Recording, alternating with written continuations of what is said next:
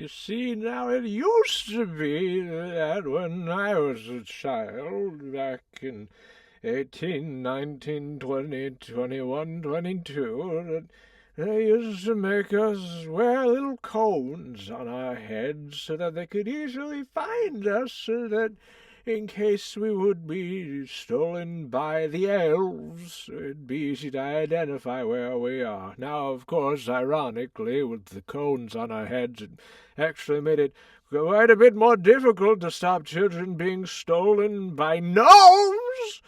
But that's a story for another time. Then we all decided that maybe the gnomes had earned it this time, and we let them have a couple children. But so, when I was a boy, I had a blue cone that I was mighty proud of. Very proud of indeed, yes, because all the other children, they had plain gray cones.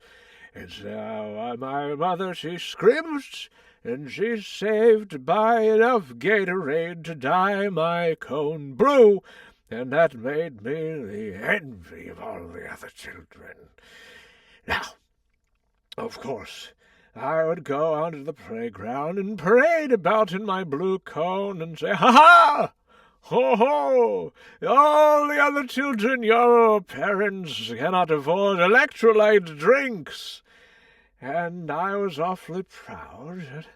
I know that pride goeth before a fall, and such in my case did my pride go before quite a fall, by which I mean that the other children dug a pit 50 feet deep and lined with spikes that had been tipped with newt venom. Newt venom. In those days, newts had venom. It'd be common to be walking down the street, and someone would splash a puddle up upon you from their automobile, and you'd say, "Ah! Newt venom on you, sir! Newt venom on you!" It was a very common expression, and everyone will corroborate with me who was born in 18, 19, 20, 21. And so they pushed me into the pit, and I fell down there and broke my legs and my arms and my knees and my teeth and my skull and the arm of 2 or 3 other children who I pulled in with me, and they died on impact, but I survived.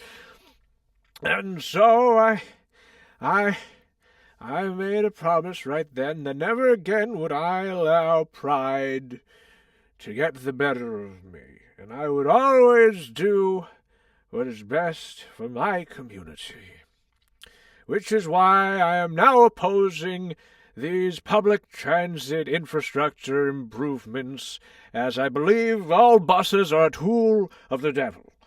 Thank you, and I'll see you at the next town council meeting next week. Bring better snacks.